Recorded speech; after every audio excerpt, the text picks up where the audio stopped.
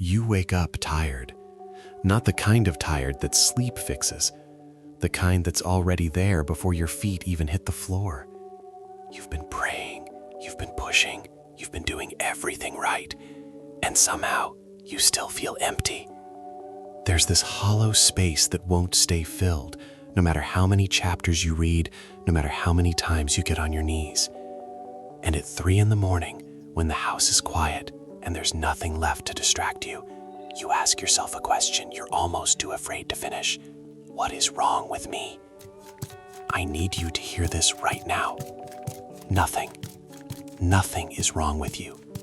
You're not broken, you're not failing. You're exhausted from fighting the wrong battle. Here's the thing nobody tells you in church. Trying harder might actually be the reason you're not growing. I know that sounds backwards. Everything in you wants to push more, pray longer, do better. But what if that very push is the problem? In the Gospel of John, chapter 15, Jesus says something so simple, it almost feels like it can't be the answer. And yet, it changes everything. One word: abide. Not try harder, not hustle more, not fix yourself. Just abide. By the time this video is over, you're going to see exactly why your effort has been working against you and how one shift in the way you relate to God will produce more peace, more strength, and more fruit than years of striving ever could. I want you to picture 2 people. Both of them want the same thing, a life that actually means something. The first one, let's call them the striver. They wake up every single day and do the work. They read the books, they check the boxes, they push themselves through sheer force of will. But if you look closely at their eyes, they're terrified. Terrified that if they stop, even for 1 second, it'll all fall apart. To them, faith feels like an endless to-do list that never gets shorter. And the worst part, they can't even enjoy the good moments because they're already worried about losing them. Now meet the second person, the abider. Their life isn't perfect. They face the same storms, the same bills, the same 2 a.m. worries, but they move differently. There's a steadiness about them, a quiet, like they know something you don't. Ask them their secret and they won't give you a list of habits. They'll look at you and say, I just stopped trying to be the source. One person is trying to generate power. The other is simply plugged in. The difference isn't effort, it's connection. Before we go any deeper into the word abide, you need to feel where it was spoken. Because context is everything. This isn't a casual sermon on a Sunday morning. This is the upper room. The shadows are long. The tension is so thick you can almost feel it through the page. Jesus knows that in just a few hours, everything changes. His disciples are about to face a world that will try to destroy them, discredit them, and break them. Think about this. If you had only minutes left with the people you loved most in this world, what would you say? You wouldn't waste time on small talk. You'd give them the one thing that would carry them through everything, the master key. And notice what Jesus does not say. He doesn't hand them a 10-step plan. He doesn't tell them to hustle for the kingdom. He doesn't say, try harder, be better, pray more. He looks them in the eye and says just 4 words: abide in me. Jesus uses an illustration so simple a child gets it, yet so deep that we spend a lifetime actually living it. He says, I am the vine, you are the branches. Let's strip away every piece of religious language and just look at the raw mechanics here. The vine, that's the source. It holds the water, the nutrients, the life itself. The branch, that's you. You're the extension, the carrier. The fruit, the peace, the joy, the character that shows up in your life, that's just the result of a healthy connection. Now here is the truth that should change your entire day. A branch never works to produce a grape. Have you ever seen a branch straining, stressed out, wondering if it's doing enough to make fruit happen? Of course not. The branch doesn't create the life. It only receives the life. The branch has exactly one job: stay attached. If the connection is solid, the fruit isn't a goal. It's inevitable. So if you've been struggling to feel peaceful, to feel good, to feel like enough, it might not be a character flaw. It might be a connection problem. You've stopped being a branch. You've been trying to be the vine. And no branch was ever built to carry that weight. The word abide sounds beautiful and poetic, but in the original Greek, it's actually incredibly practical. It means to remain, to stay, to dwell. Think about the difference between a tourist and a resident. A tourist checks in. They visit for a weekend, they take some photos, enjoy the scenery, and then they leave. And honestly, that's how most of us treat our relationship with God. We check in on Sunday mornings. We visit when a crisis hits and we need a miracle fast. And when things calm down, we check back out. But a branch doesn't visit the vine. If it did, it would wither within hours. Abiding isn't a performance, it's a placement. It means you don't leave him when the prayer ends. You don't treat it like a transaction, doing things to get things. You bring him into your commute, your difficult conversations, your lunch break, your rest. The pressure is off. You don't have to reach him. You just have to stop leaving him. I want you to think about your phone for a second, not as a device, as a mirror. The exact moment you unplug it from the charger, it doesn't shut off immediately, does it? It still looks fine, still works, you can still scroll, still text, still watch videos, but the countdown has already started. It's draining, slowly, silently, and you don't notice until you're at 12%. That is exactly how so many of us are living our spiritual lives right now. We aren't bad people. We haven't walked away from our faith. We've just unplugged.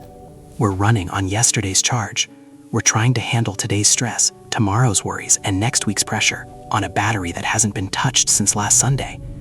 And then we wonder, why am I so irritable? Why does everything feel so heavy? Why am I doing all the right things and still feeling so hollow?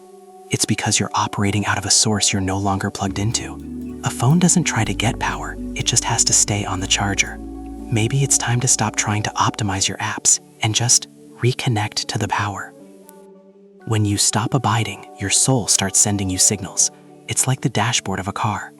You wouldn't get angry at the low fuel light for turning on, you just pull over and refuel. So I want to name 4 things, and if you recognize yourself in even one of them, I need you to know something important. This is not a punishment. This is not a sign that you're weak. This is your soul waving a flag. Number 1, drained. You wake up tired before the day even begins. Not physically tired, soul tired, the kind where even good news feels like effort to receive. Number 2, anxious. You carry this low hum of dread underneath everything, like everything depends on you and your ability to hold it all together, and one wrong move unravels the whole thing. Number 3, empty. You're hitting your goals, you're achieving things, but none of it tastes like success anymore. You reach the top of the ladder and realize it's leaning against the wrong wall. Number 4, constantly striving. You're working harder but gaining less ground, running faster but the finish line keeps moving. The hustle that used to energize you now just depletes you. Hear this clearly. These feelings aren't a sign that God is distant. They're a sign that the branch has wandered. They're your soul's way of saying, I wasn't built to do this alone. Here's the exact point where most of us get it completely wrong. We see a problem in our life. Our temper flares, our anxiety spikes, our sense of purpose disappears, and immediately we switch into management mode. We think, if I just pray longer, if I just read more chapters, if I just grit my teeth and push through, I'll finally grow. But look closely at John 15. Jesus never once tells the branch to try harder. He doesn't say, exert more effort to push out a grape. He doesn't say, the fruit is proportional to your hustle. He says the one thing our ego absolutely hates to hear. Apart from me, you can do nothing. Not some things, not fewer things. Nothing. Trying harder to be spiritual without abiding is like trying to make a lamp glow by polishing the bulb while it's still unplugged. You can rub that bulb until your hands bleed. You can clean it, position it perfectly, believe in it with everything you have, but it will never give off light. The growth you're desperate for isn't a reward for your sweat. It's a byproduct of your surrender. And I know surrender feels like losing. Our whole culture tells us that giving up is weakness, but in God's economy, surrender isn't losing the battle. It's finally fighting the right one. So what does abiding actually look like on a Tuesday afternoon? In a traffic jam? In a difficult meeting? In the middle of a fight you didn't start? You don't need a monastery. You don't need a mountaintop. You just need to flip 3 internal switches throughout your normal, busy, messy day. Switch 1, the narrative switch. Most of us spend our day reacting. We react to a stressful email, a rude comment, a bad headline, and when we react from our own limited battery, we always say or feel or do something we regret. The flip. Before you react, pause. Instead of letting the world's noise dictate your inner weather, let a single truth from God's word anchor your perspective. Just one sentence. I am not what my stress says I am. I am who God says I am. Switch 2, the prayer switch. Most people treat prayer like a meeting they have to schedule. Block out time, show up prepared, perform. But that's a tourist visiting the vine.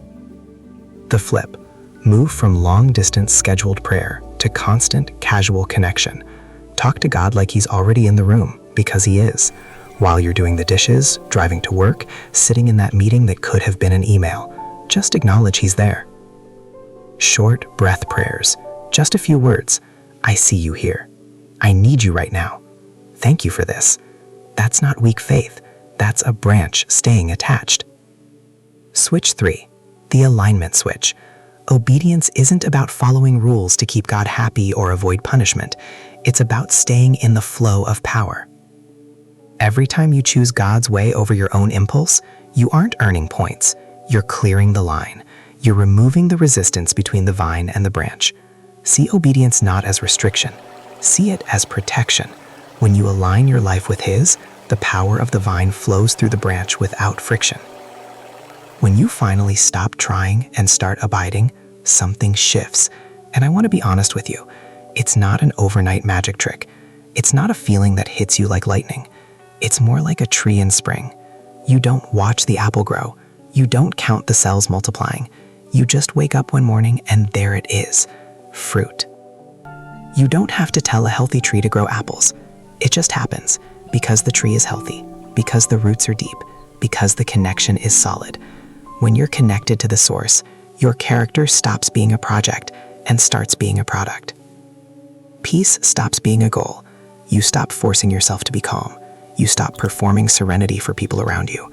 Instead, you experience a peace that genuinely doesn't make sense given your circumstances, the kind Paul wrote about, the kind that passes understanding. Joy stops being a chase. You stop hunting for the next thing that'll finally make you feel alive. Instead, a deep, steady joy starts to rise from somewhere inside you, even on the hard days, especially on the hard days. Strength stops being a strain.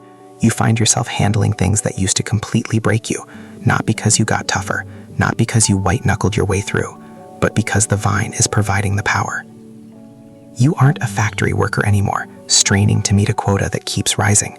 You're a branch, and the life of God is flowing through you. So here is the truth you can actually rest in today. Not strive toward, not earn your way into. Rest in. The Christian life is not a testing ground to see how much pressure you can absorb before you crack. It's not a performance stage where God sits in the audience judging your effort score. It's not a ladder where the holiest person climbs the highest. It is a living connection, a breathing, real, moment-by-moment attachment to the one who already holds everything together. He isn't waiting for you to get it right. He's waiting for you to come back. Think about that for a second. The God who spoke galaxies into existence, the God who knows the number of hairs on your head and the weight of every fear you've never said out loud, that God is not sitting at a distance waiting for your performance to improve. He's the vine, and you were always meant to be attached to Him, not visiting Him, not reporting to Him, living from Him. It's time to stop the exhausting cycle of trying to will yourself into a better version of yourself, because that version was never the goal. The goal was always connection, and from connection, everything else grows. I want to talk directly to someone right now. You know who you are. You've been carrying something for a long time. Not just stress, not just busyness, a weight. The weight of trying to be enough. The weight of trying to hold everything together for everyone around you. The weight of a faith that feels more like a job than a relationship. And somewhere along the way, you started believing a lie. That if you just tried harder, pushed further, sacrificed more, you'd finally feel like you were doing it right. But the branch was never meant to carry the weight of the vine. The branch was only ever meant to receive from it. And here's what that means for you today. Every prayer you prayed through gritted teeth when you had nothing left, He saw it. Every time you showed up even when you were running on empty, He honored it. Every moment you kept going when quitting would have been easier, that was the vine holding the branch, not the other way around. You were never as alone in this as it felt. But now it's time to stop white-knuckling the whole thing. It's time to release the grip. Not because you're giving up, but because you're finally trusting the source to do what only the source can do. Let me give you the simplest equation you'll hear today. It's not about striving, it's about abiding. It's not about your power, it's about His source. It's not about doing more, it's about staying near. That's it. That's the whole thing. 3 shifts that undo years of spiritual exhaustion. When you feel drained, you don't push harder, you reconnect. When you feel anxious, you don't fix more, you return. When you feel empty, you don't perform better, you rest in the vine. The moment you stop trying to do it all yourself is the exact moment everything finally begins to shift. Not because you finally got good enough, but because you finally got honest enough to admit you were never meant to carry this alone. If you're tired of being tired, here's the only move that matters. Stop trying to fix the branch, just return to the vine. Come back to the Word.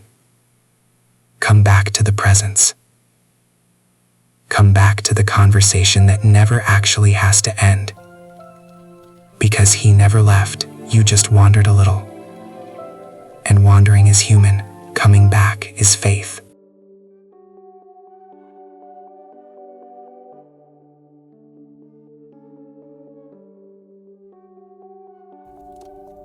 So the next time you feel that familiar heaviness settle in your chest, when you feel drained before noon, when you feel anxious for no clear reason, when you feel empty in the middle of a life that looks full from the outside, don't try harder. Don't go back to the battery life. Don't climb back on the hamster wheel of striving and grinding and forcing fruit that only the vine can produce. Use that feeling as a signal, the most important signal your soul sends you. Reconnect. Breathe, pause, reach out. Right there in the middle of your messy, unfinished, complicated life. Not after you've cleaned it up. Not once you've sorted yourself out. Right now, exactly as you are. If these words landed somewhere real in you today, if something in your chest loosened just a little while you were listening, I want you to notice that feeling. That loosening? That's not just emotion. That's a branch remembering what it feels like to be attached. Go down to the comments right now and type 3 words. Lord, teach me. Not because it's a ritual, not because it earns you something, but because saying it out loud, even in a comment box, is an act of turning toward the vine. And if someone came to your mind while you were watching this, someone who's running on empty right now, someone who's exhausted from trying to be everything for everyone, send this to them. Not with a message, just send it. Sometimes the most loving thing you can do is hand someone a key they didn't know they were missing. Subscribe to Bible Resolve, not for more content, for more connection. Because this, right here, is what we do. We stop the hustle together. We learn to stay. And before you go, I want to leave you with one question. Not a question to answer right now, a question to carry with you. If the fruit in your life, the peace, the joy, the strength, if it's been scarce lately? Is it possible that the branch hasn't been broken? Is it possible that it's just been a little disconnected? I'll see you in the next one. Stay attached, because everything you've been exhausting yourself to find, the peace that actually lasts, the strength that doesn't quit after 2 good days, the joy that isn't just a feeling you perform for other people, it all flows from one quiet place.